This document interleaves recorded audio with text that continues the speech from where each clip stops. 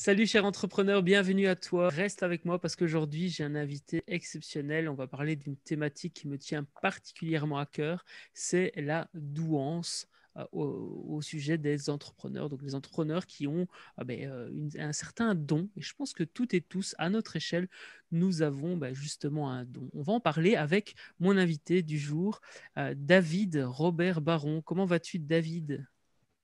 Je vais très bien. Et toi, de l'autre bout de l'océan? Eh ben, écoute, je suis super content, je vais super bien et je suis d'autant plus content que je peux t'accueillir parce que donc tu es coach, conférencier et auteur notamment d'un livre que j'ai beaucoup apprécié qui s'appelle Douance et bonheur. Donc c'est un livre que j'ai dévoré. Je trouve qu'il est très bien écrit et cela permet cela m'a permis à moi en tout cas de mettre des mots et de mieux comprendre ce qu'est la douance. Alors justement, on va en parler de ce qu'est la douance un peu plus longuement. Pour résumer, pour les personnes qui sont ici et leur donner envie de rester par la suite, pour moi, la douance, c'est en lien avec un certain don qu'on a et un certain profil que l'on peut avoir. Alors, tu nous confirmeras ou pas si ça a un lien avec l'hypersensibilité, les hauts potentiels ou les multipotentiels. Enfin voilà, en tous les cas, ça va être du lourd, donc reste avec nous. David, avant de rentrer dans le vif du sujet, est-ce que tu pourrais te présenter aux personnes qui te découvrent dans cette interview?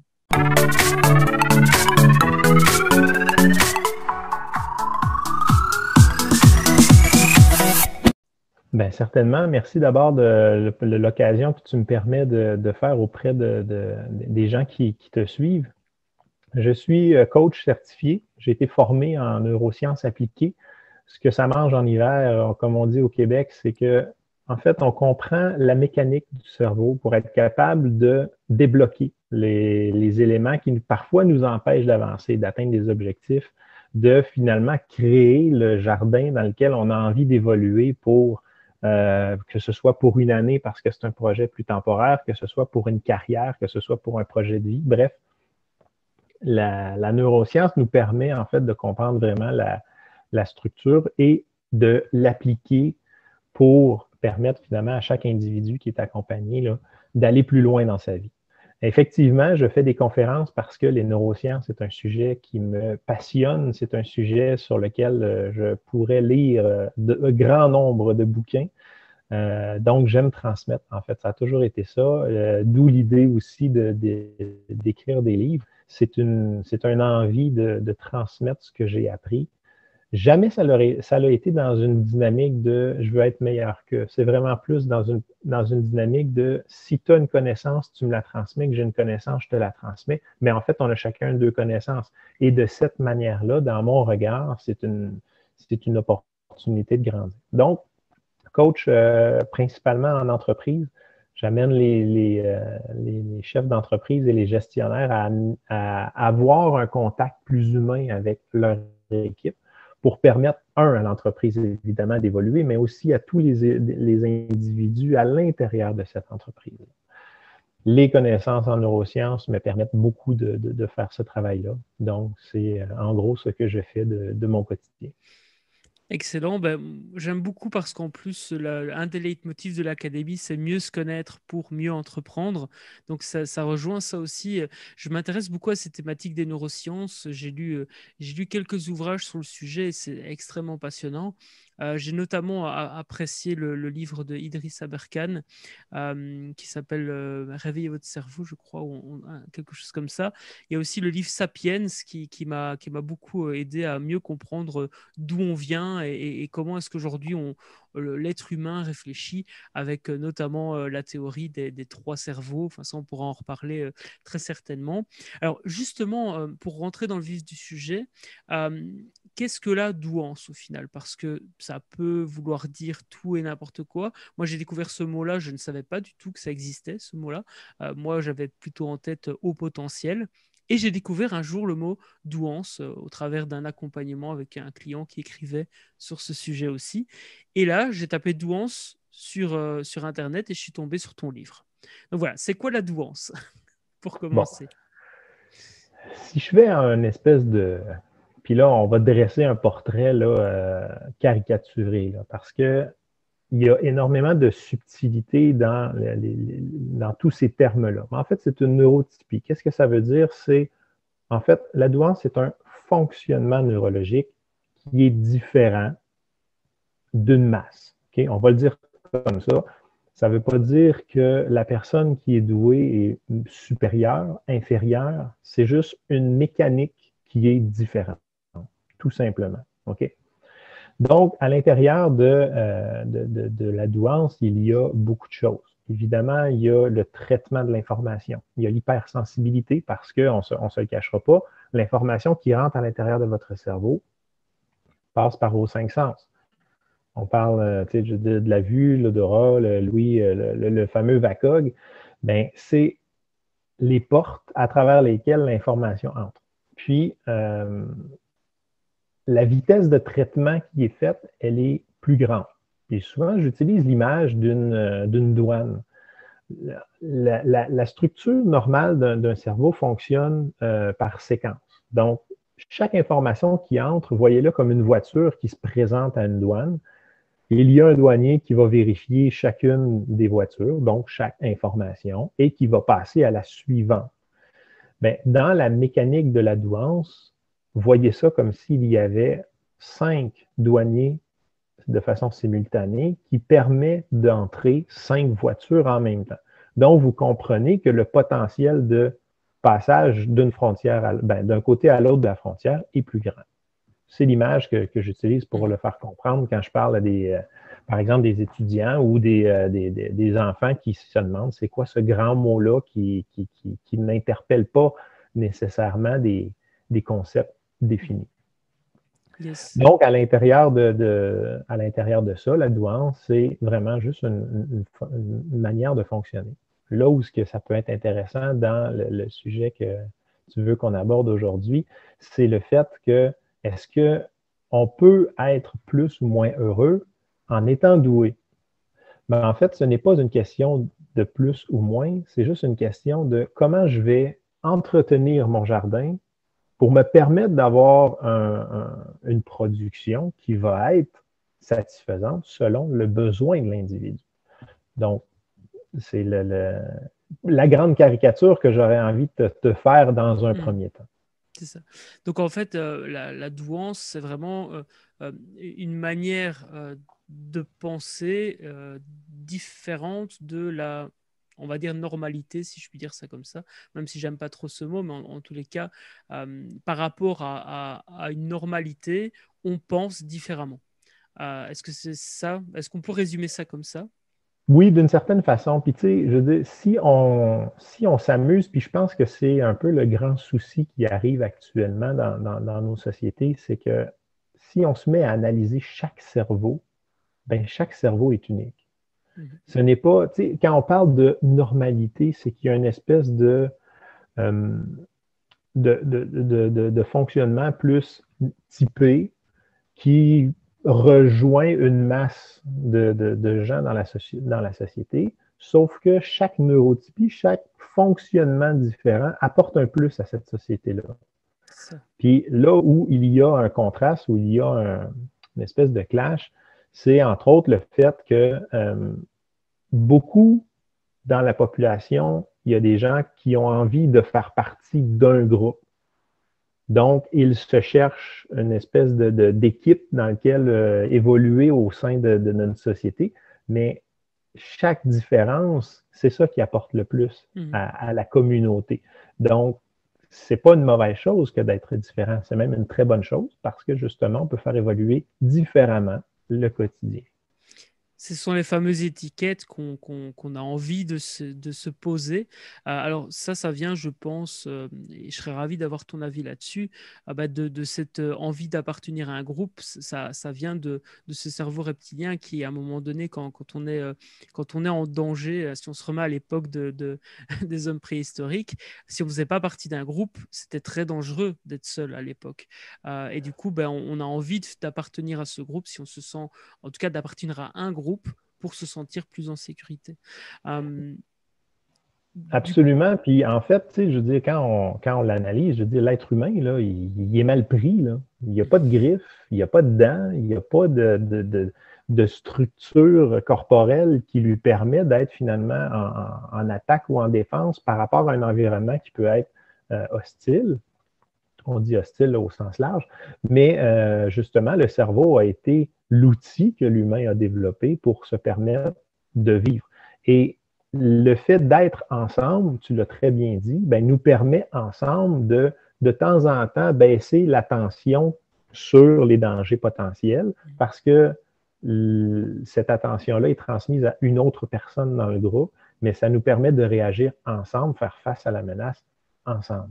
Donc, on est des bébites grégaires, on est des animaux grégaires, on a besoin d'être avec les autres pour évoluer. Et c'est la manière de fait que la structure neurologique, elle est fabriquée dans notre cerveau à nous. Yes. Et du coup, est-ce qu'on peut dire, en début d'interview, je disais que nous avons toutes et tous une part de don. Est-ce qu'on pourrait dire du coup que chaque être humain a un don à sa manière? Oui. Là où je voulais apporter peut-être une subtilité sur le terme don, ça ne veut pas dire que les gens qui sont à haut potentiel sont meilleurs qu'eux.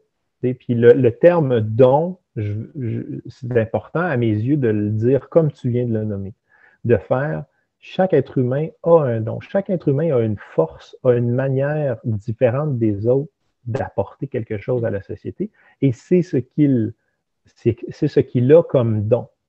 Donc, de cette manière-là, absolument, je suis très en accord avec ce que tu dis.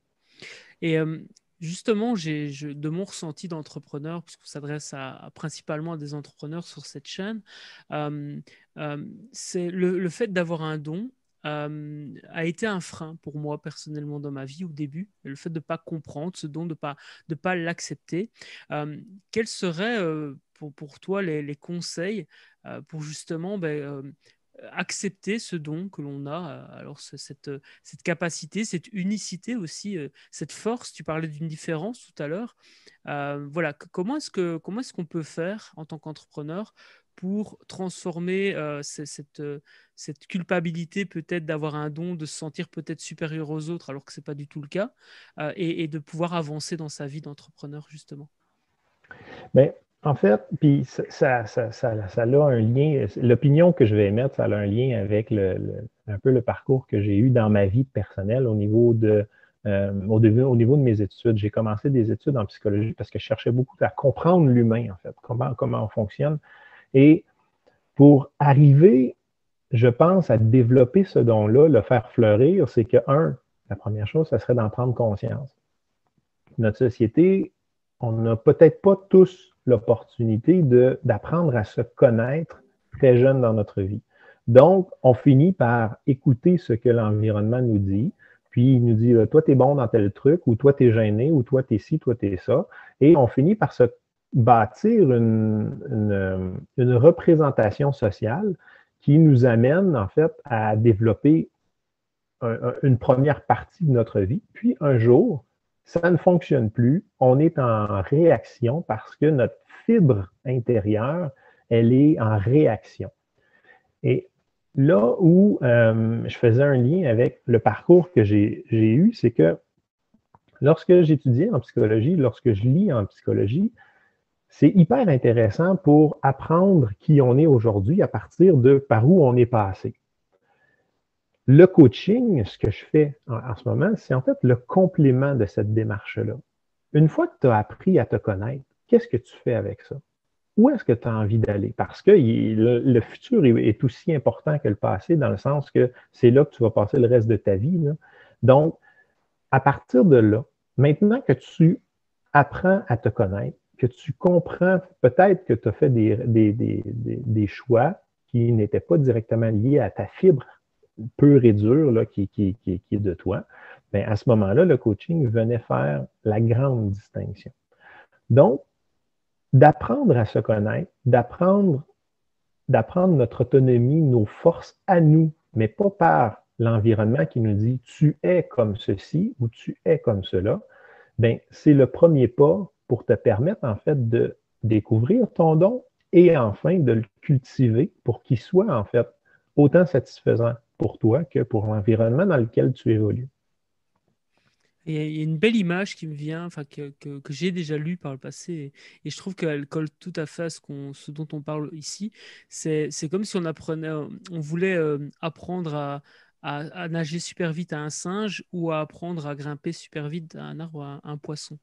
C'est vraiment ça en fait. Je trouve que l'image est très adaptée à ce dont on parle ici. Je te laisse réagir si tu le souhaites par rapport à ça. Ben, en fait, puis tu sais, l'objectif de notre rencontre et de notre échange, c'est pas d'être méchant sur le système social ou sur le système scolaire, mais tu sais, quand on entre dans un système, par exemple, scolaire, il y a une norme qui est établie pour répondre à un groupe. Puis cette mécanique-là ne permet pas le développement de l'autonomie chez l'individu. Il va développer des stratégies de travail collectif pour répondre à un besoin collectif, mais le développement de l'individu à travers tout ça, ben, il y a peu de place. Puis c'est effectivement dans la mécanique d'apprendre à se connaître pour comprendre que, comme tu le disais, ben, si tu es un singe, c'est dans les arbres ta vie. Si tu es un poisson, c'est dans l'eau. Puis je ne vais pas te porter jugement sur qui tu es avec les forces et la réalité que tu as comme individu si tu ne cadres pas dans la mienne. Parce que c'est ensemble, en groupe, qu'on va faire une société qui est en santé. Pas en te disant, je te prends par la main et je tire très, très fort et je te dis, ceci est important, ceci est important, ceci est important. Parce que l'individu va finir par être dépendant d'une autorité autre pour lui dire qui il est et ce qu'il doit faire pour que dans la société, ça aille bien. Alors que si chaque individu se développe par lui-même, ben, ensemble, la société va évoluer, en fait. Ouais. Et en plus, le fait de brider justement ces capacités et ce pourquoi on est doué, eh ben, va amener justement à ne pas être heureux. En tout cas, c'est ma vision des choses. Euh, Absolument. donc, la première étape par rapport à un entrepreneur qui se poserait des questions par rapport à sa douance, ce serait de prendre conscience de son don. Quelle Oui, serait la deuxième étape par après? Donc, on a pris conscience qu'on a un certain don. Alors, on peut mettre une étiquette là-dessus, au potentiel, hypersensible, multipotentiel, et il y en a plein d'autres, hein, d'ailleurs. Il y a des gens qui sont doués en art, il y en a d'autres qui sont plus doués en musique ou en ceci ou en cela. Donc, encore une fois, je pense que toi qui regardes cette interview, tu l'as compris, un don est propre à chacun. Donc, il n'y a pas d'être supérieur à un autre, c'est dans un domaine précis, on a un don, on est doué pour ça, naturellement, et l'idéal, ce serait de cultiver ce don pour pouvoir justement apporter la valeur qu'on en a apportée au monde. Donc, première étape, on prend conscience de ce don. Quelle serait la deuxième étape que tu nous conseillerais, David, pour justement cultiver ce don?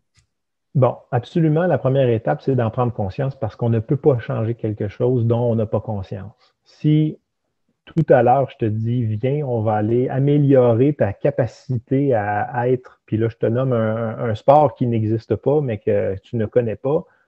Tu vas me dire, ben écoute, David, comment tu veux que je l'améliore? Je ne savais même pas que ça existait il y a 2 minutes. Fait à partir du moment, effectivement, la première étape, c'est la prise de conscience. La deuxième étape, c'est de se poser la question, est-ce que j'ai envie de changer?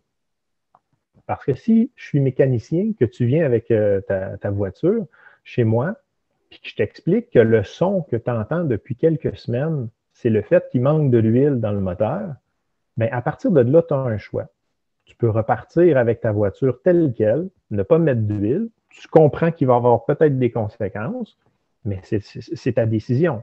Ou tu dis, oh, OK, à partir de maintenant, je dois être alerte sur le fait que de temps en temps, peut-être j'ai besoin d'ajouter un peu d'huile pour être sûr et certain que la mécanique fonctionne bien. Bien, cette espèce de rencontre-là avec le mécanicien, c'est le fait que peut-être quelqu'un peut t'apporter un regard sur ta situation que tu ne vois pas. On a dans notre cerveau un élément qui peut être très bénéfique dans certains contextes et très malfaisant dans certains autres. Est-ce que tu as une idée de quoi je parle? Je veux bien que tu répètes du coup la question. J'allais dire, on a un élément dans notre cerveau qui peut être excessivement positif dans notre vie ou excessivement malveillant. Je pense que c'est des habitudes, enfin, c'est en lien avec les habitudes, le fait de... OK. Même avant ça, on appelle Avant ça ça. l'ego. L'ego, tu as déjà entendu parler? Bon, Très certainement, oui.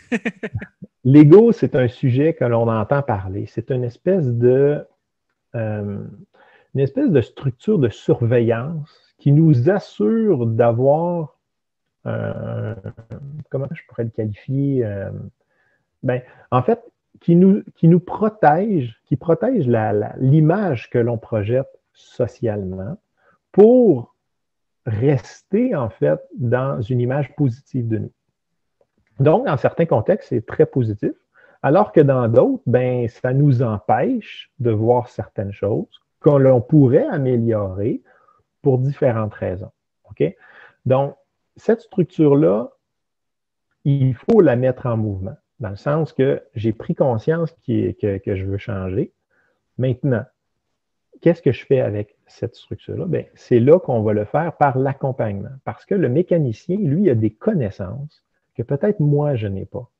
Et si lui me dit, il manque de l'huile, puis que je prends la décision de dire, OK, je vais ajouter un peu d'huile parce que je veux conserver cette voiture-là longtemps, bien, c'est le travail, par exemple, que certains psychologues vont faire, certains travailleurs sociaux, les coachs, et il y en a des bons comme dans n'importe quel métier, il y en a des moins bons comme dans n'importe quel métier, mais simplement le fait d'avoir quelqu'un qui te challenge, qui te, qui t'oblige à te regarder honnêtement, ben, c'est ça, mettre de l'huile dans sa mécanique pour se permettre, en fait, de continuer d'avancer de la bonne manière. C'est ça. Donc, et en plus, la personne qui va nous accompagner, elle a des outils et elle sait aussi où il faut mettre de l'huile. Là où Oui, nous, en tant que personne, on n'a pas forcément conscience de là où il faut mettre de l'huile, où on n'a pas forcément suffisamment d'expérience aussi. Et justement, dans ton livre Douance et Bonheur, tu conseilles vraiment de faire un diagnostic, de faire un diagnostic par un professionnel, de pas juste aller sur Internet faire un test pour voir si on a un don ou être multipotentiel. Pourquoi c'est important de faire ce diagnostic avec un professionnel et pas juste se dire, OK, maintenant je le sais parce que j'ai fait un test sur Internet, quoi. en fait, c'est que dans la multitude de termes qu'il y a quand on s'analyse au niveau neurologique, notre fonctionnement, il y a parfois des mini-subtilités qui fait qu'on est à la frontière entre un ou l'autre. Et lorsque l'on lit un livre, lorsque l'on lit sur des sites Internet, lorsqu'on voit des entrevues, etc., on peut facilement se sentir en phase avec ce qui est transmis devant nous. L'humain étant ce qu'il est, on a ce qu'on appelle les neurones miroirs dans notre cerveau. On a besoin de se trouver un lien commun ensemble pour être capable d'évoluer, puis ne serait-ce que momentané, le temps d'une entrevue, le temps d'un souper entre amis, le temps d'un projet d'école ou de carrière. En fait, donc, on va chercher à trouver des liens qui nous mettent en connexion avec l'humain qui est devant nous. Lorsque l'on lit des choses, on se sent facilement interpellé et on s'y reconnaît. On parlait tout à l'heure, mais en fait, tu nommais tout à l'heure le terme étiquette. C'est le grand danger. Parce que si je lis plusieurs sites Internet sur, par exemple, le TDA, okay, le trouble du déficitaire de l'attention, et que je me reconnais dans certains éléments, ben, le fait que je m'auto-diagnostique TDA peut amener beaucoup de difficultés dans mon quotidien. Parce que votre cerveau, là, lui, on a parlé d'ego tout à l'heure, notre cerveau, lui, essaie de confirmer les éléments auxquels on croit. Mhm. Notre système de croyance, il est plus fort que la vraie vérité. OK? Et dans le travail d'accompagnement, on essaie de justement mettre en lumière ce système de croyance-là pour être capable de le changer. Si pendant des années, David, tu t'es dit que tu étais TDA, ben, tu as adopté des comportements qui confirment que tu l'es et ont fait que tu n'as pas vu certains comportements qui infirment que tu ne l'es pas, en fait. Mhm. Donc, aller chercher l'approche d'un professionnel pour nous faire le test, C'est quelque chose de très important. Pas au niveau du test, parce que le test, oui, tu peux le trouver sur Internet. Mais là où il y a une plus-value dans cette recherche-là, dans cette démarche que vous faites, c'est l'interprétation L'interprétation. Ouais. des Ok. résultats qui est importante. Et ça prend un professionnel. Parce que si demain matin, toi et moi, on se met à parler de rêve, tu as fait un rêve, puis on décide qu'on l'interprète, ça se peut qu'on soit à côté de la plaque. Parce que peut-être on n'a pas de formation ni un ni l'autre. Par contre, si quelqu'un il est formé puis qu'il est capable d'amener des symboliques puis de t'expliquer pourquoi ça a une symbolique, mais c'est complètement différent. C'est la même chose avec le fonctionnement de nos cerveaux. Hein. Il y a une chose importante, et je me le répète souvent moi-même et aux personnes que j'accompagne, c'est d'éviter aussi d'énoncer des vérités absolues. Donc, par Oui. exemple, il y a une époque où je disais je suis perfectionniste. Aujourd'hui, ça fait plusieurs années que je préfère dire j'ai tendance à être perfectionniste ou j'ai parfois un profil de perfectionniste, ce qui justement évite à mon cerveau d'être perfectionniste ou de croire que je suis perfectionniste.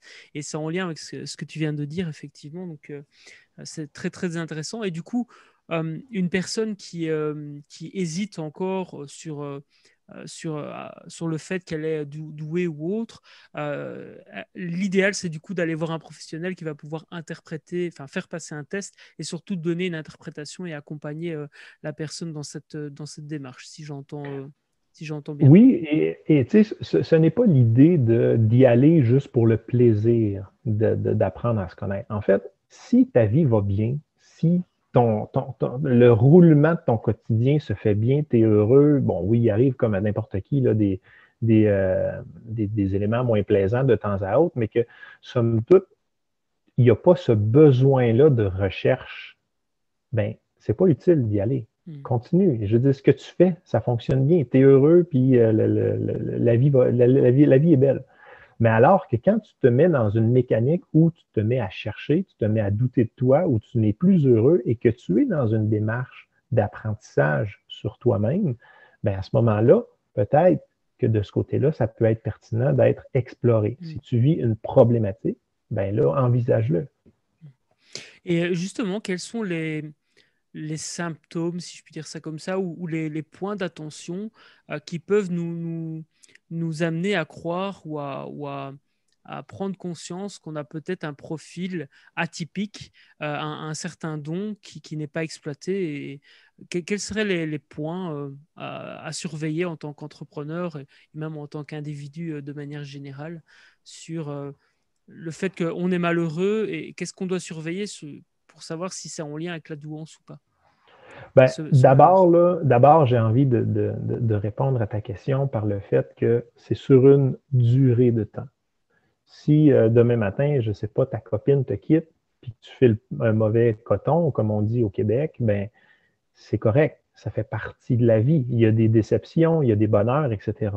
Mais si ça perdure dans le temps, si tu as l'impression d'entrer au travail puis que tu n'es pas stimulé, que tu n'es pas heureux, que tu n'es pas satisfait, que tu sors de là puis tu as l'impression que tu t'es vidé de ton énergie puis que le soir, tu pour embarquer dans tes projets qui théoriquement devraient te nourrir au niveau plaisir, ben à ce moment-là, OK, peut-être là, tu peux aller vers une recherche approfondie sur qu'est-ce qui se passe. Mais c'est vraiment, je pense, la notion de temps qui vient faire Mm. une grande différence là-dedans.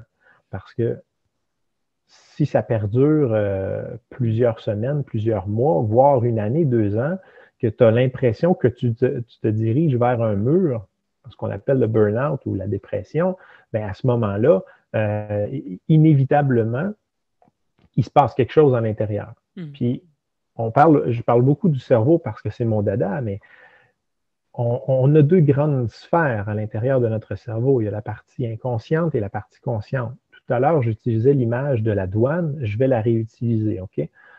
Lorsque l'information entre à l'intérieur de ton cerveau, il y a quelqu'un qui filtre l'information. Parce que la vitesse à laquelle la coccinelle passe devant tes yeux, ce n'est pas une information qui est utile.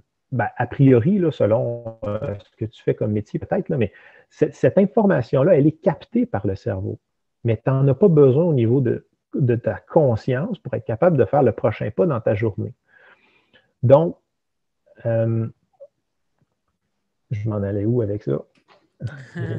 Donc le fait que le cerveau Oui, traite pas spécifiquement toutes les informations, en tout cas en fait, il va ne nous fait pas traiter. prendre conscience, nous fait pas prendre Exactement, pardon c'est là. conscience.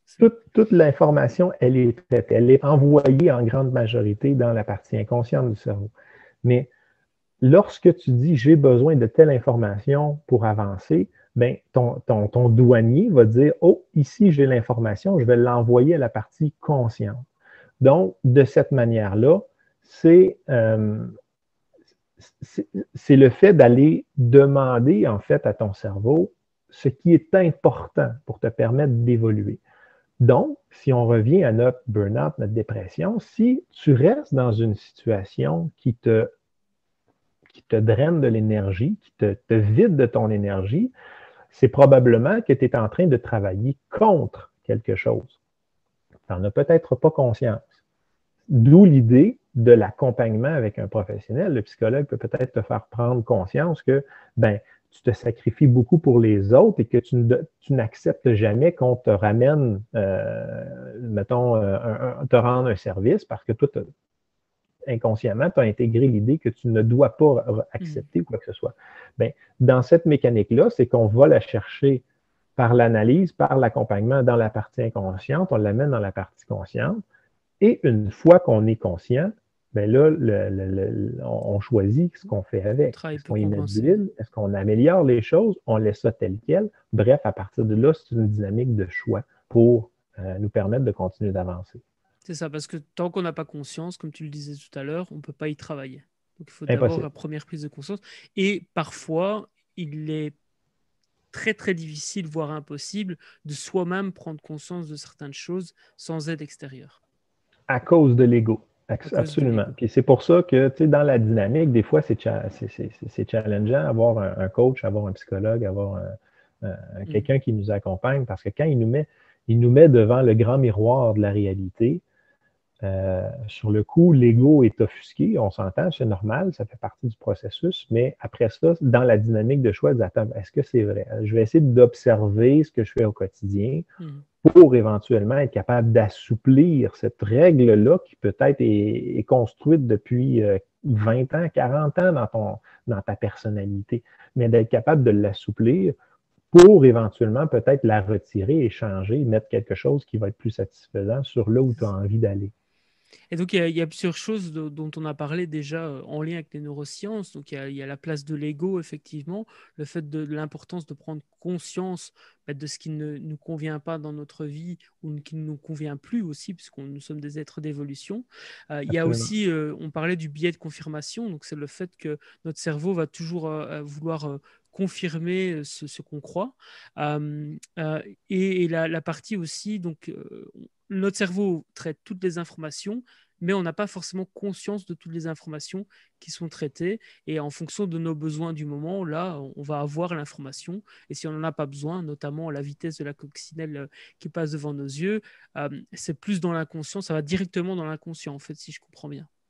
C'est ça. Puis, tu sais, juste pour te donner une image, là, pour être capable d'évoluer au sein d'un environnement hostile, ben, la partie consciente de ton cerveau, c'est seulement 3% de toute l'information qui entre. Fait que c'est minuscule. C'est d'ailleurs pourquoi on a tant de difficultés au niveau de la communication, souvent d'un humain à l'autre. Parce que même si on a vu la même scène devant nous, notre attention consciente était focusée sur peut-être un 3% différent. Puis à ce moment-là, ben non, ça ne s'est pas passé de cette manière-là du tout, du tout, du tout. Donc, c'est la très forte majorité de l'information qui entre reste dans la partie inconsciente. Et ça influencé aussi par les préjugés. Par exemple, si on voit quelqu'un qui vole quelque chose, ben, si on a un préjugé sur cette personne-là alors que l'autre n'en a pas ou n'en a moins, ou on a des différents aussi, eh ben, on va raconter deux histoires différentes alors qu'il s'est passé la même chose en fait. C'est ça. Euh, Puis, tu sais, l'humain a besoin pour être capable d'avancer rapidement avec l'information qui entre, de mettre dans des cases, de mettre dans des boîtes pour se dire, ben, c'est réglé. J'ai plus besoin d'investir de l'énergie à penser à cet événement-là ou le remettre en question ou quoi que ce soit. Donc, de cette manière-là, ben, comme tu l'as nommé, le préjugé prend une grande place dans les réflexions de plusieurs personnes. Alors que si tu t'amuses à te remettre en question, ben, tu restes dans une dynamique d'évolution plutôt que dans une espèce de dynamique statique où autour de toi, il y a plein d'étagères, il y a plein de cases qui sont remplies par des croyances, par des préjugés, par des fausses idées qui te gardent finalement dans un univers stagnant. Et là, tu arrêtes d'évoluer et tu vieillis à ce moment-là. Yes. Alors, toi qui regardes cette interview, reste avec nous parce on va passer justement à une partie où on va parler de passage à l'action et de comment ben, passer de 1000 idées à la minute avec cette douance que l'on a à plusieurs projets réalisés par an. En tout cas, on va essayer de décortiquer la manière dont notre cerveau fonctionne pour justement bien arriver à concrétiser des idées en projet concret. Avant cela, j'ai une dernière question sur justement ce dont on vient de parler, la remise en question. J'ai remarqué d'expérience personnelle qu'il y a des choses qu'il est bon de remettre en question et des choses qui ne sont pas bonnes à remettre en question. Je vais m'expliquer et je serais ravi d'avoir ton avis d'expert en neurosciences là-dessus. Et j'ai remarqué que dans une époque de ma vie, j'ai remis les fondations, mon identité en question. Euh, Alors qu'en fait, d'après moi, il ne faut pas le faire. Je veux bien ton avis là-dessus. Jusqu'où il faut aller dans la remise en question, au final, en termes de neurosciences peut-être, ou de manière plus large, toi d'expérience humaine, qu'est-ce que tu pourrais nous partager là-dessus? En fait, à partir du moment où tu déstabilises ton quotidien, puis on va le prendre au sens large, OK? Que ce soit que tu changes plus de 20% de ton quotidien au niveau, mettons, de ta relation de couple, de ton travail, quoi que ce soit, tu vas tomber dans une zone qui est interprétée par notre cerveau comme une zone de danger. Tu tombes en mode survie.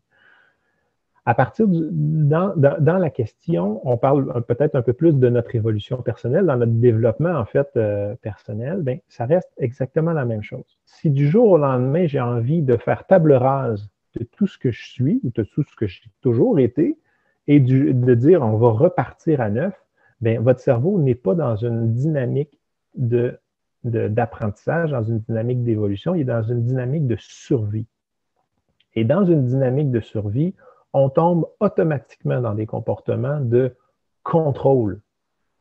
Si je peux contrôler l'infime partie de mon quotidien sur lequel j'ai un pouvoir, ben, je vais le faire parce que c'est trop demandant au niveau énergétique, au niveau neurologique, de rester dans une dynamique de survie. Il arrive, on est au travail, ça va bien, on a un gros projet, puis du jour au lendemain, il arrive un gros problème, ben, on est capable de mettre temporairement notre bien-être de côté pour tomber ensemble dans une dynamique de on cherche des solutions et on va passer par-dessus le problème qui vient de se présenter. Par contre, si constamment vous êtes dans cette dynamique-là, ben, inévitablement, la quantité d'énergie que ça vous prend va faire que sur la durée, je le parlais tout à l'heure, sur la durée, ça va te faire tomber parce que c'est trop demandant. Donc, on ne changera pas tout d'un coup. Lorsqu'on est en accompagnement, on se choisit un objectif. Je nomme quelque chose de simple, OK? On entre en accompagnement ensemble. Tu me dis, écoute, David, j'ai l'impression que ma vie, en général, tourne en rond et je suis pris. Je n'arrive plus à savoir où je m'en vais. Parfait. On regarde qu'est-ce qui est à travailler et tu me dis, ben, je pense que la première étape qui serait importante, ça serait que je recommence à bouger. Je recommence à être en forme.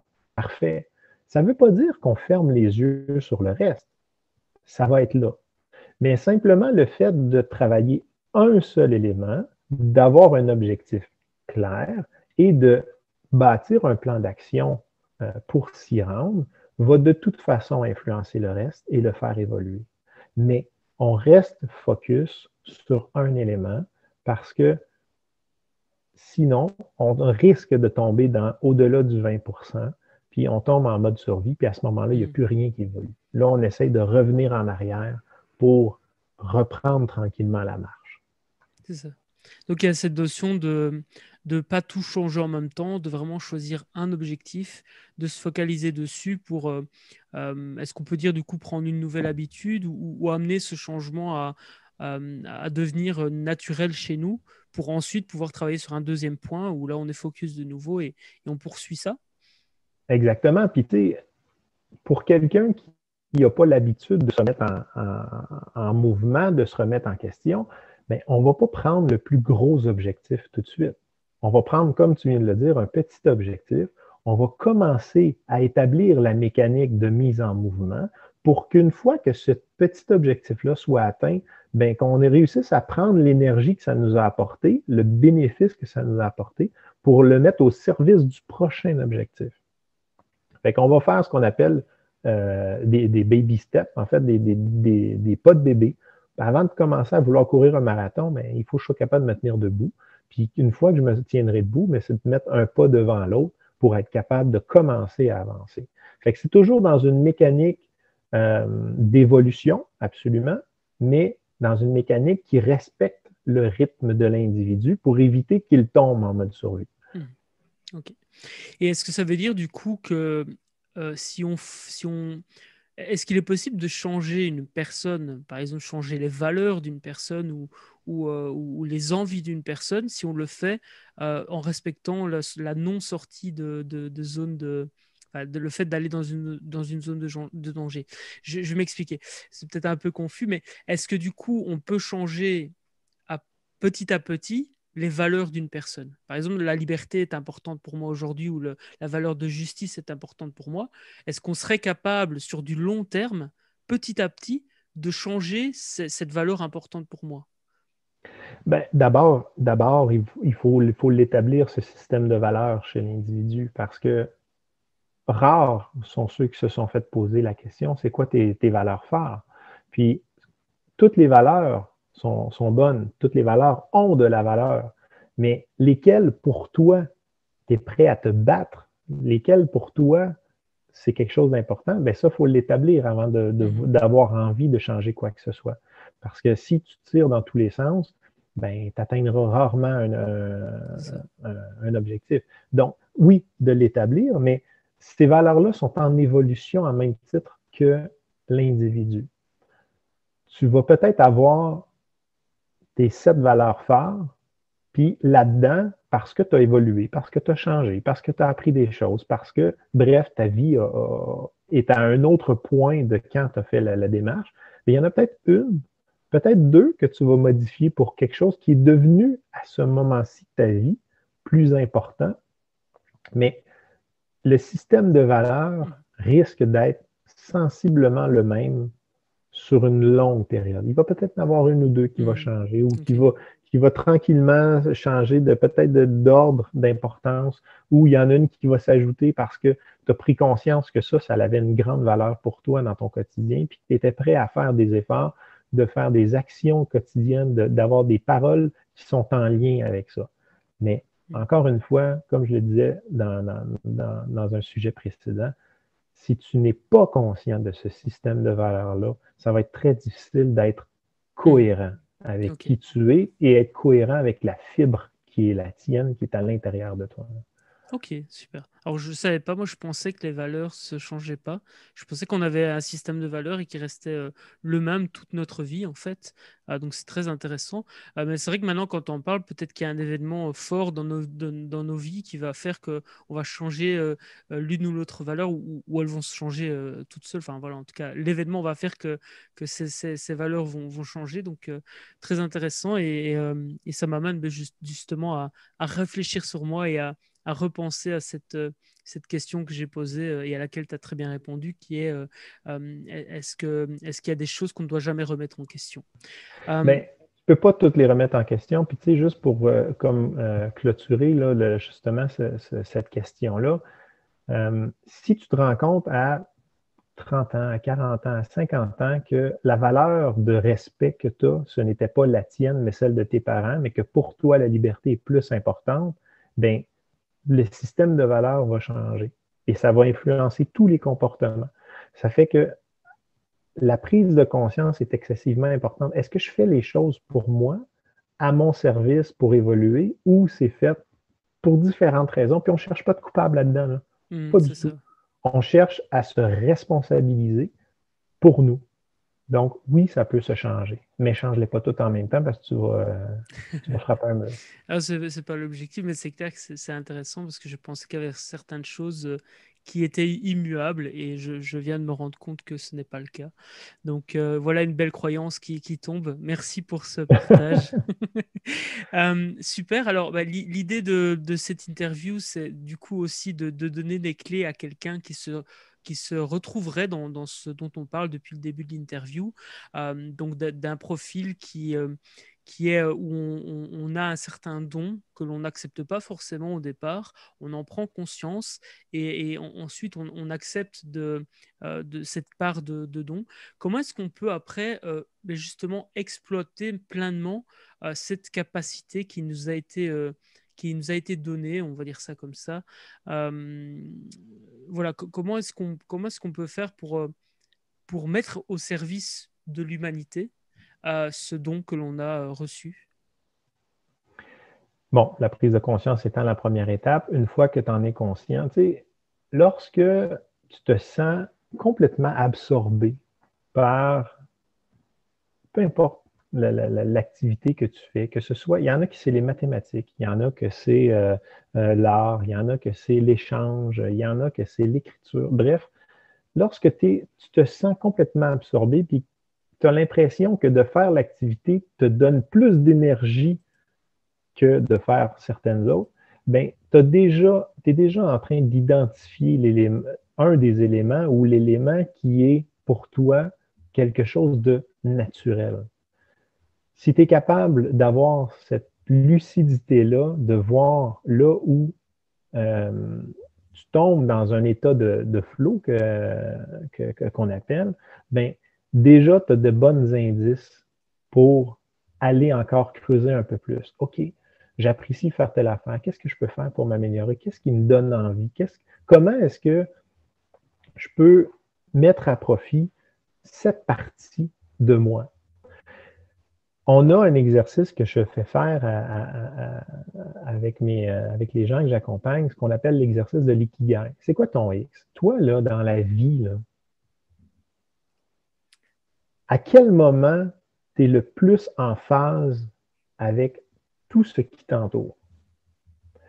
Mais lorsqu'on a trouvé cet élément-là, la plupart des gens disent ah, mais là, ça, c'est évident. Mais justement, des fois, les gens cherchent tellement loin à essayer de se trouver qu'ils se perdent, dans le fond, tout simplement. Fait de remettre en plan le fait que, OK, toi, là, ça, là, c'est ton X. Ça te parle, c'est naturel. Tu n'as même pas besoin de te forcer. Tu n'as pas besoin de te botter les fesses pour te lever, pour aller faire cette activité-là parce que ça colle. Bien, une fois que ça c'est identifié, bien, c'est de t'autoriser à le mettre dans ton quotidien. Parce que ça te nourrit pour faire peut-être les tâches que ça te tente moins. Faire le ménage, plier les vêtements, etc. Là. Il y en a pour qui c'est méditatif, mais il y en a d'autres pour qui c'est rébarbatif. Donc, va chercher ta source dans laquelle tu puises le plus d'énergie, puis tu ne pourras pas te tromper sur qu'est-ce que tu as à apporter à la société. Et justement, dans l'ikigai, il y a aussi une partie où on réfléchit à comment est-ce qu'on peut gagner sa vie avec cette activité.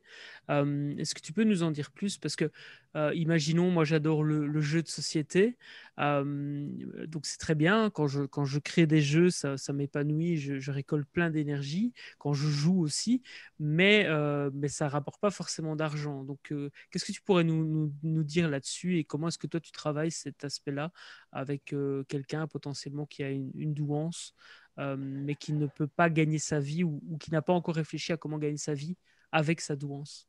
Ben, c'est ça. En fait, d'abord, il faut départager les choses parce qu'il y a des choses qu'on aime beaucoup faire, mais comme tu dis, peut-être que ça ne peut pas devenir un métier. Il y a des choses pour lesquelles on te paye, mais que ça ne te fait pas tant plaisir de faire au quotidien. Bref, c'est de se questionner, d'apprendre à se connaître, puis vraiment d'identifier là où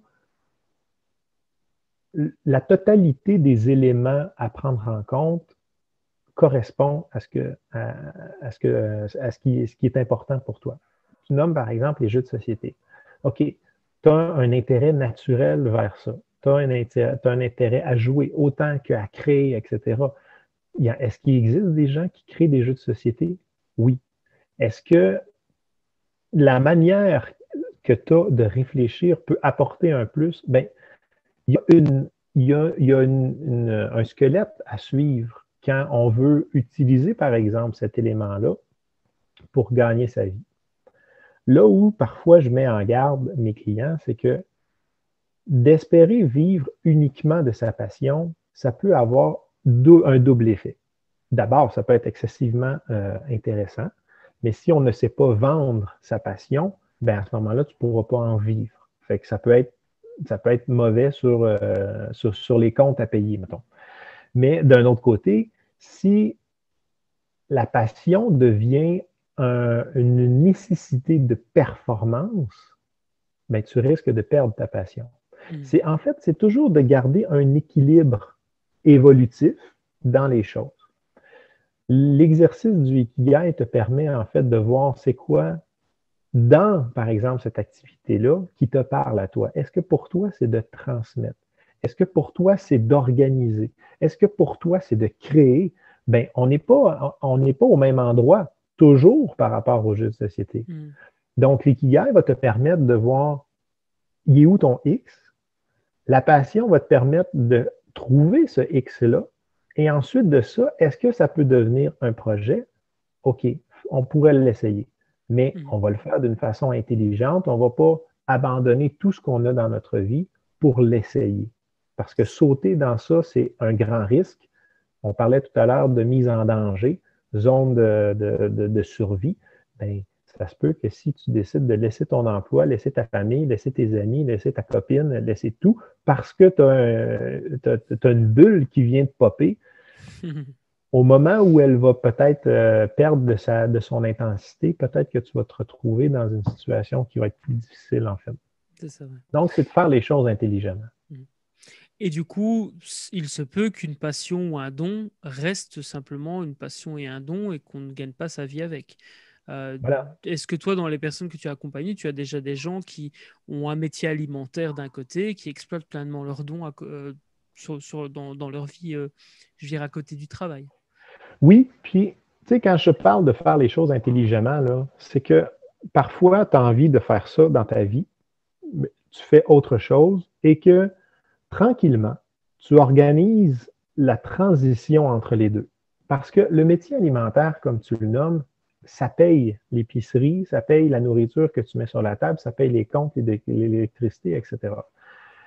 Si du jour au lendemain, je tombe dans uniquement le travail de passion, ben tu deviens en fait,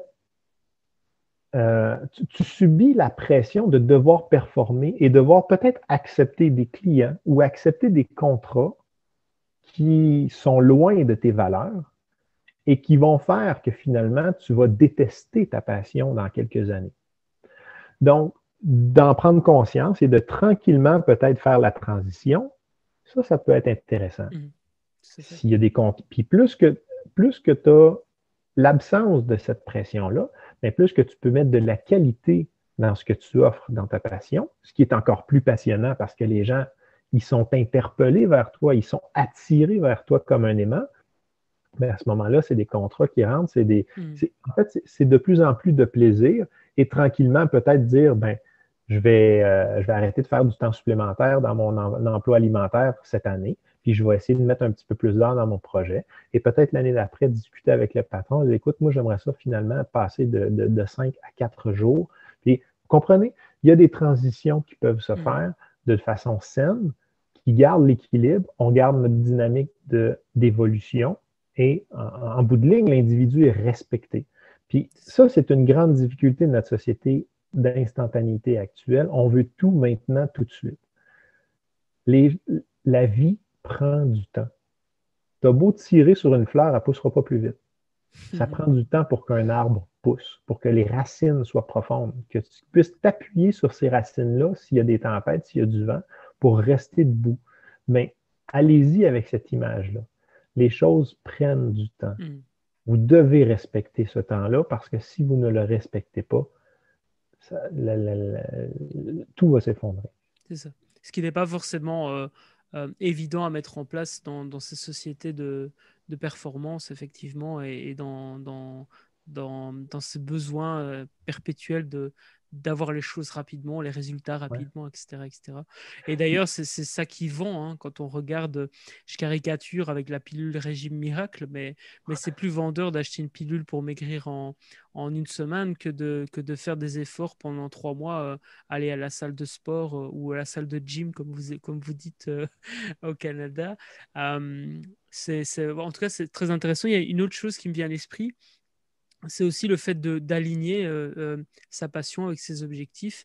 Je vais prendre un exemple. J'avais un de mes objectifs professionnels qui est toujours le cas d'ailleurs, c'est d'animer des conférences à travers le monde. Et j'ai fait de l'improvisation théâtrale, j'en fais encore. Et ça, c'est vrai que quand je vais à l'impro, je vais pour m'amuser. Mais j'ai choisi l'impro parce que ça m'aide aussi à être plus serein sur scène.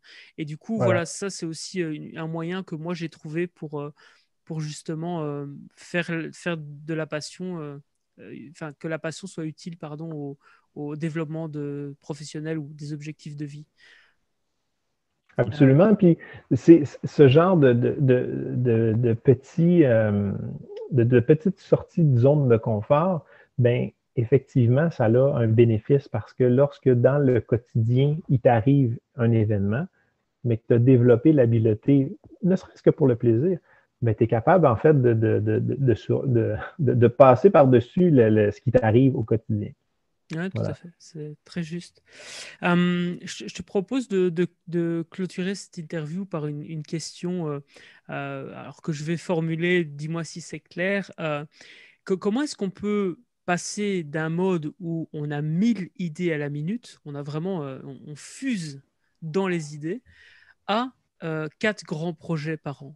Comment est-ce qu'on peut faire pour vraiment, quand on a un profil, en plus on est doué pour ça, quand on a plein plein d'idées, comment est-ce qu'on peut faire pour faire le tri dans ces idées et vraiment réaliser 4 grandes choses par an? Alors grande, toute échelle est relative à chacun évidemment, mais Oui. voilà, c'est l'idée en OK. tout cas.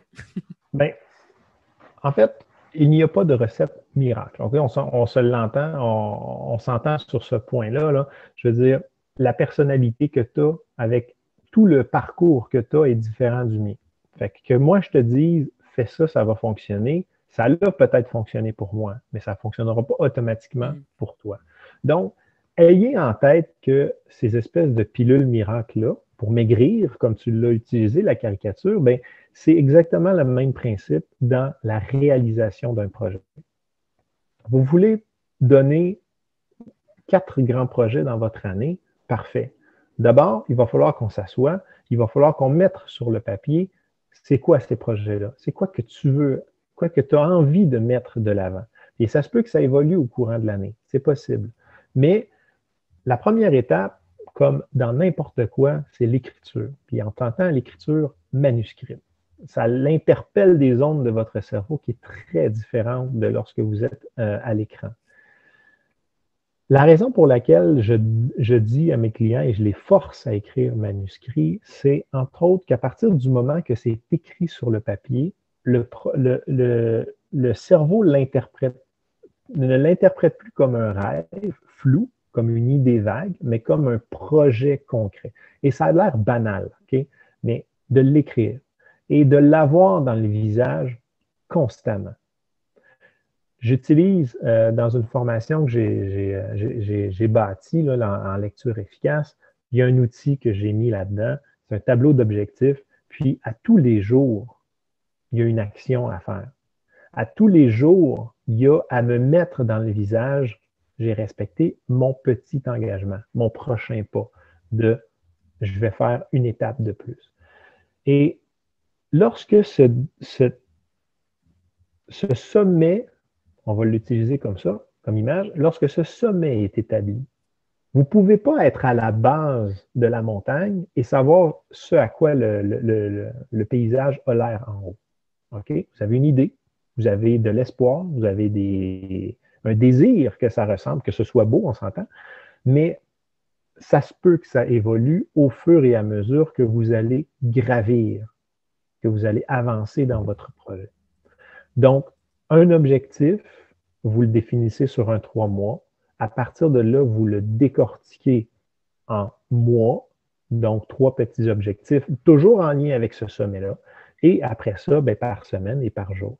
Pourquoi on fait ça? Parce que si vous essayez de manger toute la montagne d'un coup, c'est énorme, ça ne passe pas. Mais si vous me dites, je vais faire juste un prochain pas, bien là, je suis capable de le faire. Je me mets en mouvement. Et c'est important le matin, là, quand vous vous levez, là, plutôt que d'ouvrir votre téléphone puis d'aller sur les réseaux sociaux puis de perdre votre énergie là-dedans, bien, c'est de dire, avant d'ouvrir quoi que ce soit d'autre, je vais faire ce qui est important pour moi. Donc, être responsable, mais surtout engagé envers vous-même. Ça va faire la différence. Parfait. Je me lève, je fais ma routine, je me réveille et j'entame ma première action qui est le pas que je veux faire vers cet objectif-là. Simplement cette habitude-là de prioriser ce qui est important pour vous va faire une grande différence sur tout le reste de votre journée. Et je pense que de cette manière-là, votre 3 mois va facilement s'atteindre. Ensuite de ça, il est important, puis je trouve ça intéressant que tu le nommes de cette manière-là, 4 projets par année. Ça peut être le même projet, mais voyez-le comme 4 petits projets. Encore une fois, pour dire, OK, au bout de ce 3 mois-là, je réévalue où j'en suis. Est-ce que j'ai envie d'aller de l'avant encore avec ce projet-là? Est-ce que j'ai besoin d'une semaine de plus pour le finaliser? Est-ce que finalement, je l'ai atteint en 2 mois et je peux passer à un prochain objectif? Bref, c'est vraiment d'avoir des marqueurs de temps pour vous permettre de vous replacer dans le temps et dans votre objectif. Est-ce qu'il est toujours en lien avec mes valeurs? Bref, de faire un bilan pour être capable de mettre la suite du plan de match. Mais on ne se le cachera pas, là. Vous voulez vous planifier 1 an de projet, ça se fait, mais ça prend un engagement qui est très fort. Alors, faites-le plus petit. Tranquillement, bâtissez à tous les jours, et je le répète, tous les jours, faire une action dans votre projet. Donc, de cette manière-là, même si votre grande année, elle est établie, bien, le fait de le voir en 4 petites étapes, les trimestres, bien, ça réduit la pression qui vous fige dans le temps et ça vous permet d'établir en fait des petites actions qui vont vous faire avancer plutôt que de vous faire rester sur place.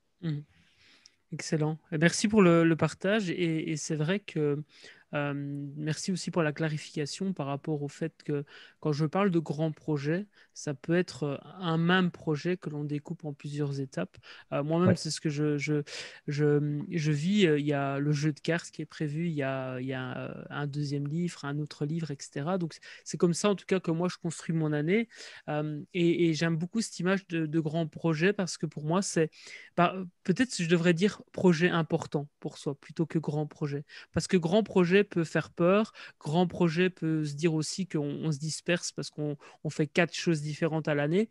Ce que je voulais dire par grand projet, c'est la notion de projet important pour soi. 4 projets importants pour soi au long de l'année. Que ce soit aligné à un seul objectif, à un seul projet, c'est OK. Donc, je vais revoir cette manière de formuler. Je te remercie pour cette clarification par rapport à ce que tu viens de dire. Ça me permet pour le prochain livre de peut-être mesurer les mots et utiliser des mots un peu plus adaptés. Dernière question du coup, comment faire le tri entre ces idées? Je me pose pour justement, on va dire, si on est en début d'année, je me pose pour réfléchir à ces 4 projets que je vais faire, ou ces 4 étapes, ces 4 steps que je vais passer par rapport à cette année qui va arriver. Mais comment est-ce que je fais le tri, puisque j'ai 1 000 idées à la minute, entre celles que je vais choisir et celles auxquelles je vais peut-être renoncer ou remettre à plus tard? Ou en tout cas, Bon. quelles seraient toi tes clés ou quelles sont toi tes clés dans ton quotidien? Puisque effectivement, tu le partages aussi, il n'y a pas de recette miracle. Donc là c'est plus voilà, par rapport à ta vision d'expert en neurosciences ou de simplement d'humain qui a expérimenté des choses. En fait, encore une fois, l'écriture à la main fait une belle différence. Il y en a qui utilisent le mind mapping, il y en a qui utilisent, ils écrivent sur des post-it de couleurs différentes. Bref, c'est pour vrai, là, de le sortir de ton esprit, de le mettre devant soi, de créer une distance entre le bourdonnement des idées et la structure d'un projet. Vous ne pouvez pas tout réaliser. Et ça se peut que l'excellente idée d'aujourd'hui que vous allez commencer à travailler vous permette de créer autre chose demain qui n'a pas de lien avec le début de ce que vous venez de créer. Le cerveau a besoin de cette dynamique d'évolution-là. Et un des éléments qui est difficile à mettre en place, c'est de ne rien faire. Ça a l'air contre-productif, sauf que de s'asseoir, on voyait nos grands-parents s'asseoir sur des chaises qui bercent devant la maison ou de prendre le temps de simplement admirer les fleurs dans le jardin. Ce processus-là, ce qui se passe dans le cerveau à ce moment-là, ce n'est que de la magie.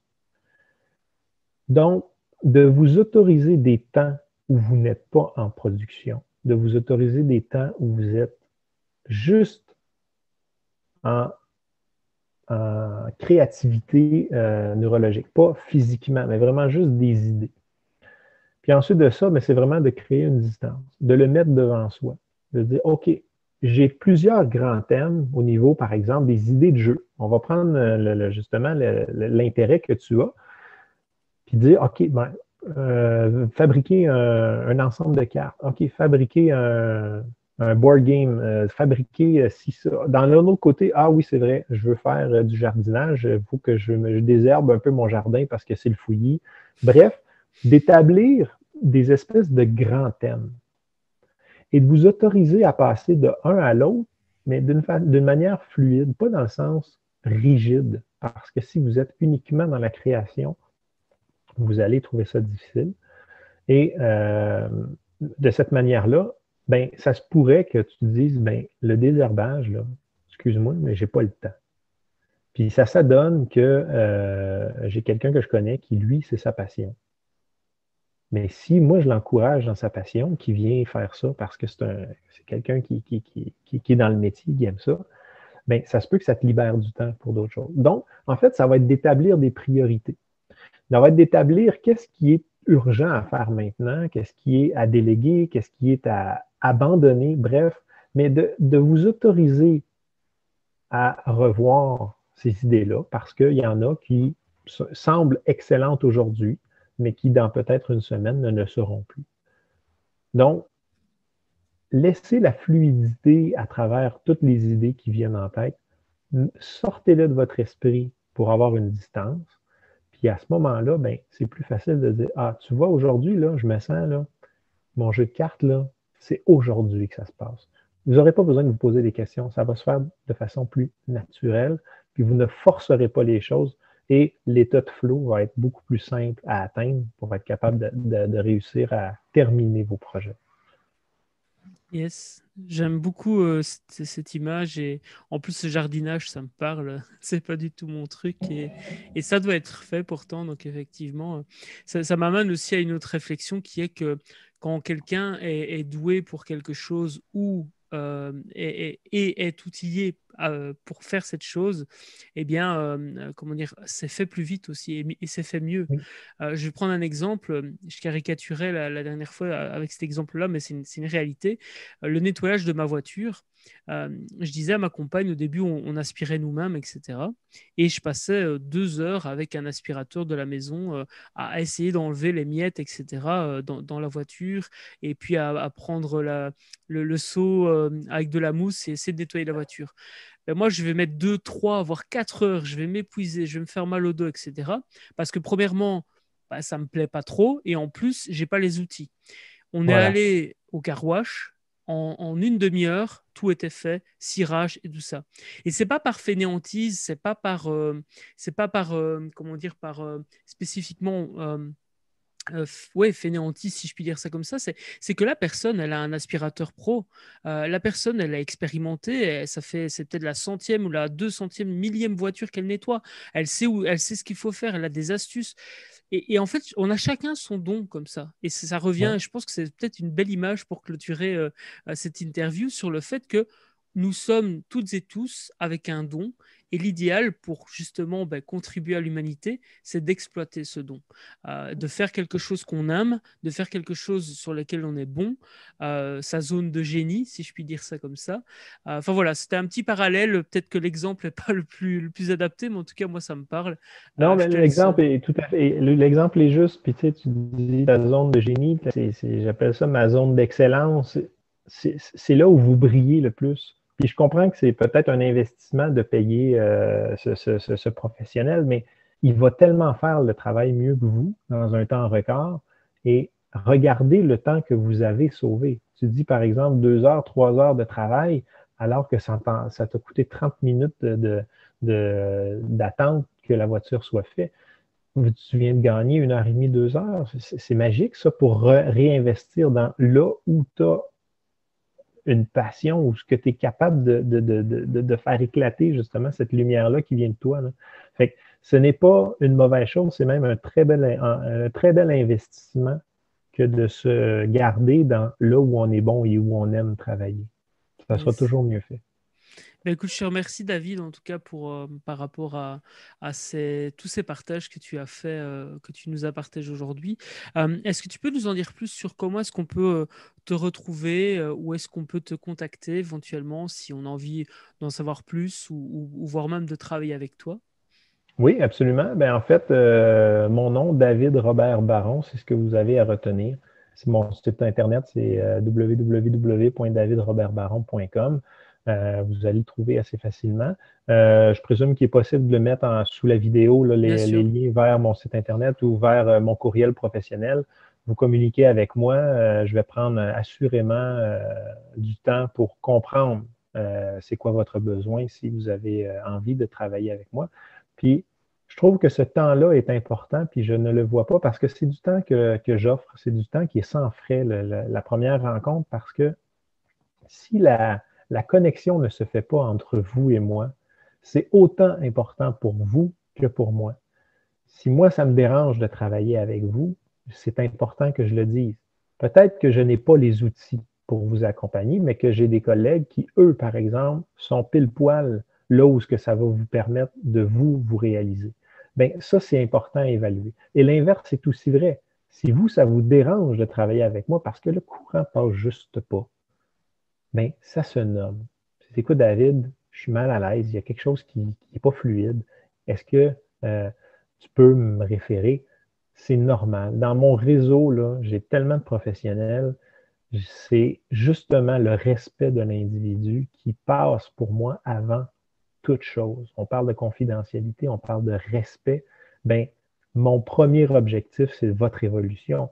Fait que si ce n'est pas par moi, mais que je peux simplement être le pont vers quelqu'un d'autre, ça va me faire plaisir de l'avoir fait. Et Puis, ça. Pardon, vas-y.